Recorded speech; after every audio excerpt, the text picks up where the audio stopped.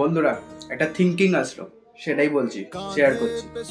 আজকে দেখলে ইন্ডিয়া জিতে গেল তো ওয়ার্ল্ড কাপ।